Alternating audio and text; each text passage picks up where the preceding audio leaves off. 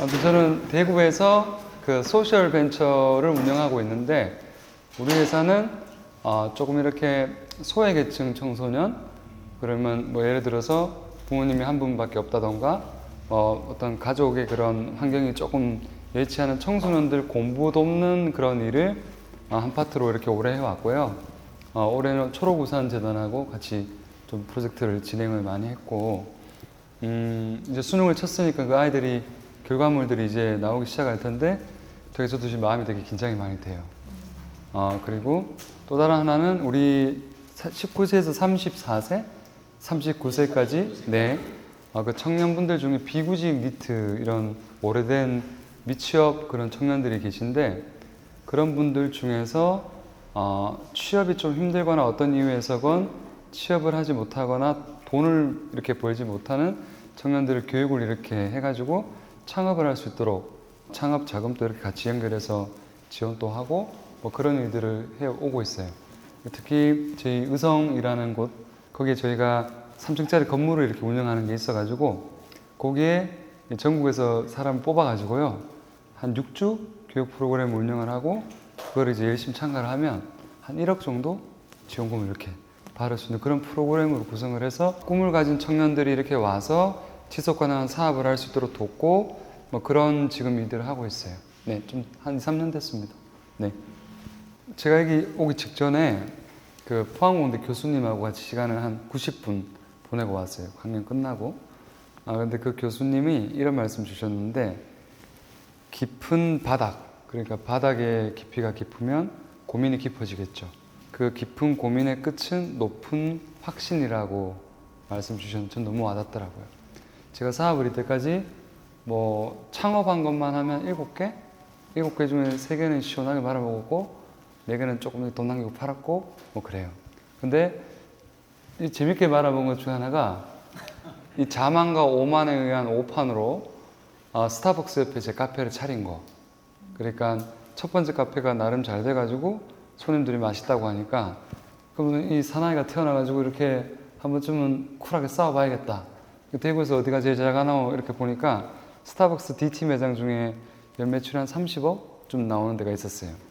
그래서 거기 옆에다가 이제 그냥 융단 폭격을 나름대로 해가지고 6개월 만에 뭐 울면서 나왔던 그런 얘기도 있고. 그런데 이것이 바로 오판과 자만의 결론이라는 겁니다. 제가 학부 때는 경영학을 전공을 했고 이제 MBA를 공부를 했으니까 나름대로는 이제 경영 전문가라고 혼자 생각을 하고 있어요. 지금도 그 생각에는 변함이 없지만 지금 겁이 좀 생겼습니다. 예.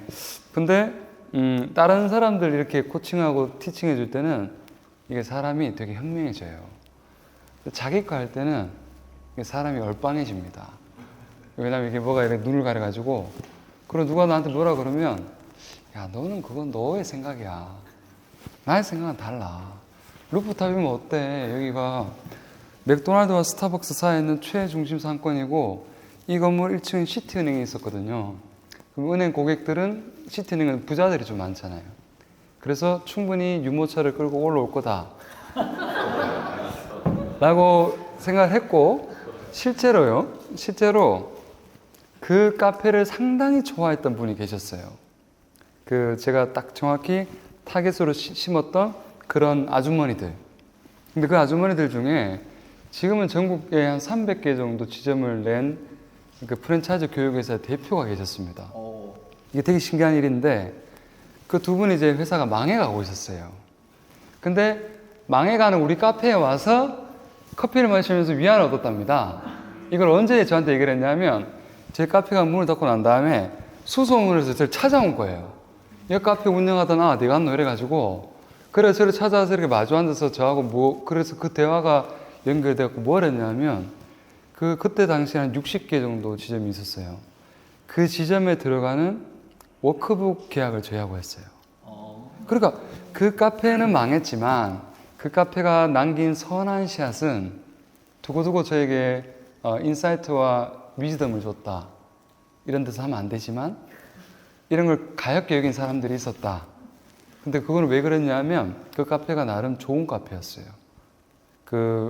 우리 선배님 기억하시는지 모르겠지만 청년응원 카페라고 우리 과장님이셨을 때 만들어 주셨던 우리 대구 청년들이 제3의 공간으로 카페를 가면 돈을 내기가 부담이 되니까 그 카페에 청년원 카페를 선발을 해갖고 청년들은 돈을 내지 않고 바우처로 지원을 해주고 청년들은 가서 커피는 뭐 한 10만 원치 무료로 이렇게 먹을 수 있는 바우처를 제공했어요.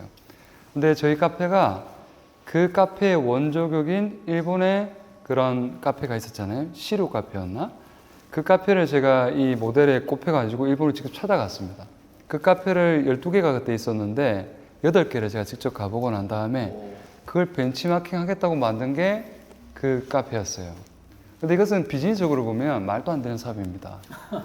예, 뭐 카페라면 맛이 있어야 되고 아까 말씀하신 대로 주차가 좋아야 되고 인스타그램을 해야 되는데 그런 기본적인 원칙을 무시한 채 좋은 의도와 좋은 뜻과 자만과 오판이 합쳐진 저의 망작이었다. 하지만 그 망작으로 인해서 인사이트를 많이 얻었습니다. 네. 예, 그래서 이제 저희들이 실패 자산의 날 이렇게 이제 캠페인도 하고 했었는데요. 실패도 이제 자산이 된다는 그런 의미로 했습니다. 사실은 우리 이제 최현우 대표가 짧게 한 가지만 이야기했지만 앞서도 예, 크게 보면 4건, 작게 봐도 7건 정도는 말아 드셨다. 예. 우리 최현우 하님의 그 루틴이 사실은 오늘 콰이어트 모닝이라는 책에서 많이 이렇게 이루어지고 있는데 여러 가지가 있습니다. 근데 이제 제가 개인적으로 주목하는 것은 제가 처음에 우리 최현우 대표님을 알았을 때부터 본인의 삶에 대한 기록이 굉장히 일상적으로 이미 본인에게 체화가 됐습니다. 그래서 늘 자기 자신의 삶을 라이프로그라고 하죠. 늘 기록하는 것을 굉장히 오래전부터 그것을 이렇게 실천하고 있는 걸로 제가 알고 있거든요. 그래서 제가 그런 책도 몇 권 선물을 받아서 가지고 있습니다. 그래서 본인에게 기록하는 삶에 대해서 한번 이야기를 좀 해주시면 좋을 것 같아요. 네, 이거 되게 중요한 부분인 것 같은데 요즘에 그 사람들이 불행한 이유 중에 하나가 SNS를 이렇게 하면서 다른 사람들이 살아가는 아주 파편적인 모습을 보고 자기의 삶과 비교를 하면서 이게 불행이 다가오잖아요. 근데 저는 SNS가 저한테는 어떤 느낌이냐면은 나를 과시하거나 나를 표현하기 위해서 SNS를 하는 게 아니라 스팟 같은 개념입니다. 이렇게 나의 인생이라고 하는 것이 시간선이 쭉 이렇게 벌스부터 데스까지 이렇게 쭉 있으면 그 상간에 수많은 초이스들이 있는데 B와 D 사이에 C가 있잖아요. 그 초이스가 있는데 그 초이스는 내가 오늘 어떤 일을 했고 내가 어떤 곳에 있었고 어떤 사람들과 존재했는가가 다 초이스잖아요. 근데 그 초이스 중에 내가 기억하고 싶은 거, 그러니까 내가 알려주고 싶은 것보다 내가 기억하고 싶은 거를 기록을 하는데, 근데 그것을 기록을 할 때는 일기장에 혼자 할 수도 있지만 일기장에 혼자 하게 되면 되게 사람이 루즈해지고 긴장도가 떨어져요. 여러분 한번 이건 제가 제안을 드리고 싶어요. 매일 하루에 그 포스팅은 남들을 보여주기 위한 게 아니라 좋아요가 적든 말든 신경 쓰지 마시고요. 내가 오늘 하루 내 자신에게 스팟을 하나 남긴다고 생각하고 365개 점을 한번 찍어보십시오. 오늘부터 한다면 내년 이맘때까지 365개가 찍히겠죠. 그러면 어떤 느낌이 드냐면 내가 무언가 점을 하나 찍겠다고 생각하고 시작하는 하루는 그렇지 않은 하루보다 상당히 많은 정보들이 생생하게 필터링이 돼서 들어와요. 근데 그런 경험을 매일 한 누적을 하다 보면 그 1년이 주는 힘이 엄청납니다. 그리고 어떤 날은 내가 오늘 뭘 올리지? 뭘 해야 될까라고 하는 스트레스가 존재할 수도 있어요. 근데 한편 그런 스트레스가 없는 날은 시간이 되게 루즈하게 흘러가는 날이고 그런 스트레스가 있는 날은 시간이 딱 방점이 찍히는 거죠. 그래서 일부러 그런 날을 귀해 가는 것도 되게 중요하죠. 그래서 저한테 기록은 단순히 리플렉션, 그리고 과거를 회상하는 개념이 아니라 귀해 가는 플래닝의 개념이기도 합니다. 예를 들어 다음 주에 제가 뭘 기록을 하고 싶어? 이런 메시지를 내가 남기고 싶은데 지금 제 계획엔 그게 없는 거예요. 그 일을 만들죠. 그러니까 단순히 아카이빙이라는 뜻이 지나간 과거에 대한 리플렉션의 개념이 아니라 다가올 퓨처 미래에 대한 플래닝의 개념도 존재한다. 그래서 기록은 나의 과거와 미래 그리고 현재까지를 모두 충실하게 만들어주는 도구다. 이렇게 말씀드리고 싶어요. 박수 한번 네. 해야 되겠더라고요. 제가 질문을 잘한 것 같아요. 굉장히 일반적으로 듣기 힘든 어려운 그런 인사이트를 얘기해 주신 것 같습니다. 우리가 이제 스티브 잡스의 커넥팅 닷은 많이 들어봤잖아요. 그런데 실제적으로 우리 최윤호 하나님은 그것이 하루하루 점을 찍고 그 365일의 점을 연결해서 자기의 삶을 만들어 나가는데 그것이 단순한 과거에 대한 아카이빙이 아니고 미래로 나아가는 그 점을 연결시키는 플래닝의 개념도 있다는 거죠. 그래서 이걸 보통은 피드백이라는 말도 있지만 피드포워드라는 말도 있습니다. 그래서 지금 최은호 하나님이 말씀하신 거는 피드포워드를 하신다는 거예요. 하루하루 점을 찍으면서 굉장히 조금 앞으로 나아가는 그런 행위라는 생각이 듭니다. 예, 저도 매일매일 일기를 썼는데 좀 많이 공감이 돼서 반가웠습니다. 앞서 여러 가지 이야기를 하시는 중에 제가 생각이 나서 제가 깨알 제 유튜브 광고도 좀 해야 되겠다 이런 생각이 들었습니다.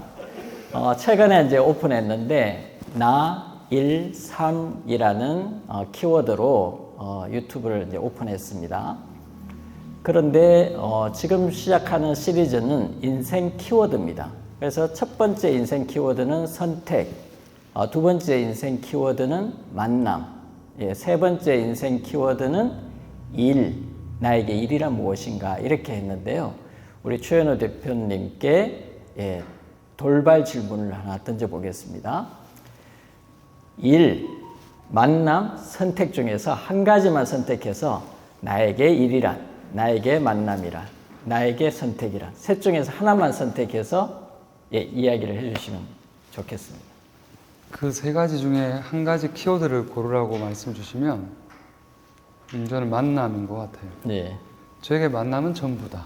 만남은 전부다. 네, 그렇게 말씀드리고 싶어요. 만남은 전부다. 네, 더 상세하게 말씀드릴게요. 혹시 주석 하나 더 달아주신다면?